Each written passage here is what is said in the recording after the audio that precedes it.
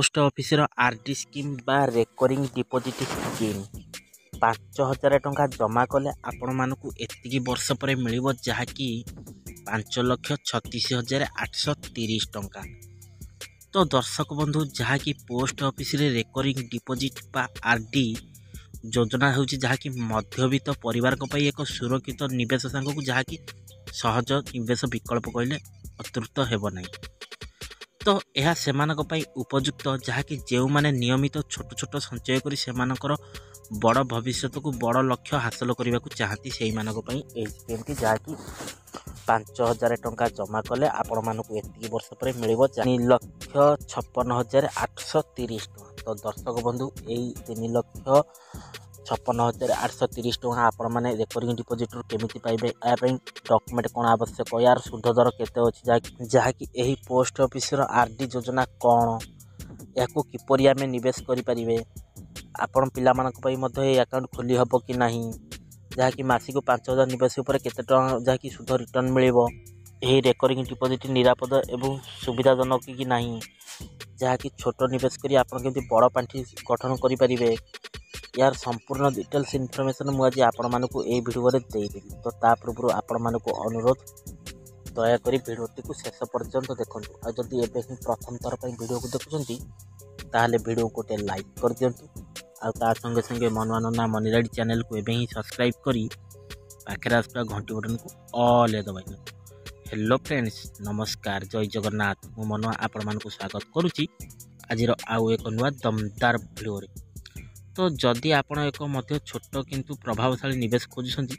तेबे post office RD योजना होची आपण मानक पई एक भल विकल्प प्रमाणित होई पारे। तो आमे जदि देखिया पोस्ट ऑफिस आरडी योजना कोन यही आरडी योजना जो देखिया जहाँकि पोस्ट ऑफिस आरडी योजना जहाँकि आपण प्रति मास रे एक छोट छोट राशि जमा करंती जहाँ ऊपर एक बड़ पांठी रूप नहीं थाए जहाँकि वर्तमान पोस्ट ऑफिस 5 वर्ष आरडी योजना रे जहाँकि 6.7% सुध देउची बा 6.7% सुध देउची। यही योजना रे एक सुरक्षित एवं निश्चिंत रिटर्न प्रदान करे जहाँ यह को अन्य निवेशक विकल्प ठारू भिन्न होता है। यही पोस्ट ऑफिस आरडी बा रेकरिंग डिपोजिट को आपण माने जदि किपरि निवेश आरंभ करियो जदि भाबुछंती तो आपण माने जहाँकि पोस्ट ऑफिस आरडी निवेश करिबा बहुत सहज। एथिपाई आपण को केवल आपणकर निकटस्थ पोस्ट ऑफिस को जाई एक अकाउंट खोलिबा को पड़ियो। यही योजना रे आपण मात्र 100% जहाँकि 100 सहित निवेश आरंभ करि पारे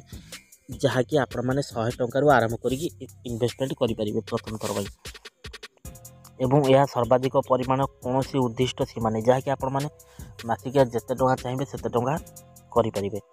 यार अर्थ होउछि जहाँकि आपणकर आय अनुसार जेते इच्छा निवेश करि परिबे जहाँकि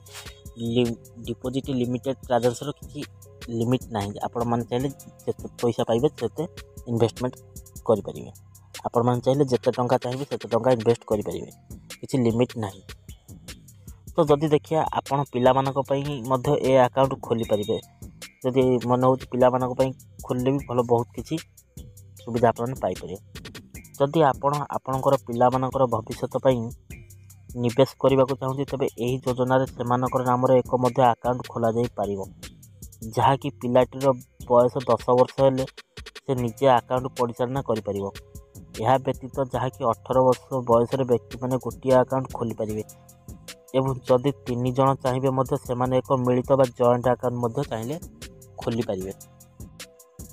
एबे होची सबुठ गुरुत्वपूर्ण कथा जहाँकि मासक 5000 टंका यही रेकरिंग डिपोजिट बा आरडी स्कीम रे आमे निवेश कले टंका जहाँकि आमर रिटर्न केमती आमे पाइबा जहाँकि 3,56,830 टंका मु आपण मानकु कैलकुलेशन करी देखै दे। जदि आपण प्रति मास रे एक आरडी बा रेकरिंग डिपोजिट पोस्ट ऑफिस रे 5000 टंका लेखा जमा करूछंती तेबे 5 वर्ष मध्य आपणकर अकाउंट रे मोट जहाँकि 3,03,000 टंका हेबो। यही निवेश उपर जहाँकि 6.7% जहाँकि 6.7 सुध अनुजाई 5 वर्ष पर मैच्योरिटी उपर आपण मोट जहाँकि 3,56,830 टंका रिटर्न पाइबे। यही रिटर्न रे आपणकर मोट सुध आय जहाँकि माने एक्स्ट्रा आपण पाइबे सुध केते ना 56,830 टंका आपणकर हेबो। तो यही योजना जहाँकि रेकरिंग डिपोजिट योजना आमको अन्य सुविधा कौन मिल पार जो देखिया ना या छड़ा आउ किसी सुविधा आमको कौन मिल पार जो देखिया निरापद एवं विमुक्त पोस्ट ऑफिस आरडी योजना रे निवेश संपूर्ण निरापद। यह सरकार द्वारा परिचालित जहाँकि सेव इन्वेस्टमेंट सेव मनी जहाँकि आपणकर टंका सुरक्षित सांग को आपणकर रिटर्न भी ग्यारंटेड रिटर्न जहाँकि बुड़ार चांस ना। तो जदि छोट निवेश सहित एक बड़ पांठि की आम आशा सहित आप एक बड़ पांठि स्पष्ट करेंगे जहाँ भविष्य में आवश्यकता अनुसार आपंकर पूरण हो पार जहाँकि मननीयता को देखा आम यही रेकरिंग डिपोजिट रे जहाँकि निवेश परिमाण कौन सर्वाधिक सीमा ना तेणु आपणकर आय अनुसार जिते इच्छा से इन्वेस्टमेंट करें। तो दर्शक बंधु एठी आमे आपण मानकु रेकमेंडेशन करिवु जहाँकि जदि आपण माने जहाँकि रेकरिंग डिपोजिट पोस्ट ऑफिस रे इन्वेस्टमेंट करिया को चाहुछंती ताहले आपण माने जदि 5000 टंका लेखा डिपोजिट करूछंती ताहले आपण माने जहाँकि 5 वर्ष जमा कले आपणकर 3,56,830 टंका पाखापाखि आपण माने सुध पाई परिबे। तो दर्शक बंधु जदि आपण मानकर यही रेकरिंग डिपोजिट रे इन्वेस्ट करिया इच्छा अछि ताहले आपण माने आम आपको रेकमेंडेशन करूँ जहाँकि निकटस्थ पोस्ट ऑफिस की जातु बैंक रे मध्य मिल जो सुविधा होती भल कि बुझी विचारी टिकनिक करी जहाँकि पुंखानुपुख भाव जहाँकि परखी आपण मैंने इन्वेस्ट करूँ आउ आपणकर टंका सुरक्षित सांग को जहाँकि निवेश सुरक्षित हो पार ग्यारंटेड रिटर्न सांग इन्वेस्टमेंट सुरक्षित हो पार। तो दर्शक बंधु आज भिडियोटी आपण मानक केमती लगे मत कमेंट रे मतामत देवे आउ जदि भिडियोटी भल लगी एवं ही भिडियो को सांग मान सहित शेयर करूँ जहाँकि आपण सांग मैंने जापर जहाँकि छोट छोट पैसा दिन आम बड़ पांठि हो पार जहाँकि 5,000 टंका मास को इन्वेस्ट कले जहाँकि आम 5 वर्ष भितर जहाँकि 3,56,830 टंका पाइपर समस्ते जापर। आ जदि भिडियोटी भल लगी एवं ही भिडियो गोटे लाइक कर दिंतु आ संगे संगे मनोरंजन मनी लाइफ चैनल को एवं ही सब्सक्राइब कर पाखे आसवा घंटी बटन को ऑल दबाइन। आ दर्शक बंधु ए नहीं आपंकर मतामत कौन मो कमेंट बॉक्स में। तो दर्शक बंधु आज आशा करती भिडियोटी फुलफिल होता जदि भिडियोटी भल लगी एवं ही भिडियो गोटे लाइक कर दिखाँ ता संगे संगे मनोरंजन मनी चैनल को एवं ही सब्सक्राइब कर पाखे आसवा घंटी बटन ऑल दबाइन। तो दर्शक बंधु आज भिडियोटा को ये रखुच्छी पुणी देखा नेक्स्ट एपिसोड पुणी एक नुआ अध्याय को नहीं से मत विदाय दिंतु।